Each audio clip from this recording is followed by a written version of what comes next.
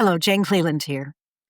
The question is, in your plotting roadmap, Jane's plotting roadmap, we start in the middle of the inciting incident, but I'm writing a cozy mystery, and that requires that I share a fair amount of background. How do I reconcile that situation and still use your roadmap? Well, I need to object to the premise of your question. That's my starting place answer. The roadmap doesn't start anywhere in particular. It doesn't start in the middle of the inciting incident. It doesn't start with giving background.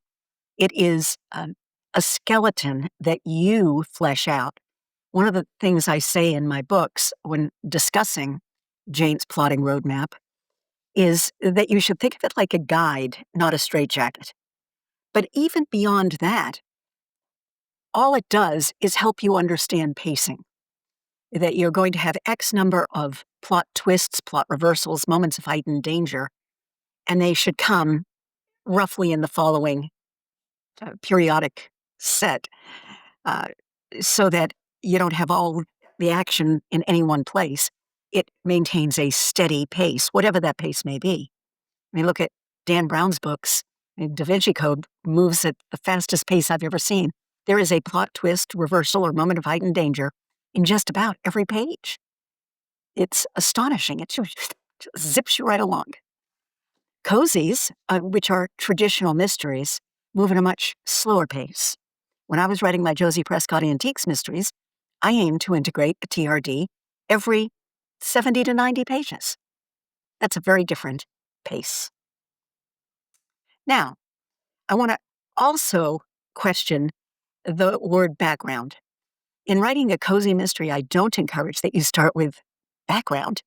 No, start with a sweet and decent world, an incident that showcases how people are unique. Characters, someone might be eccentric, but they operate in an understood, reasoned, sensible, sweet, and decent system. Then a murder occurs, chaos ensues, order is restored, and you end by showing another incident highlighting this sweet and decent world.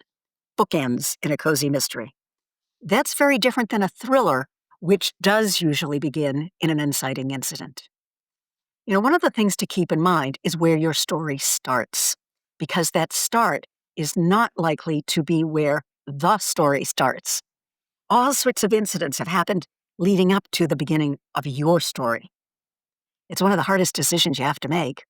And I've talked about it before with the idea of narrative questions, and I'll talk about it again. It's complicated. I know you can do this.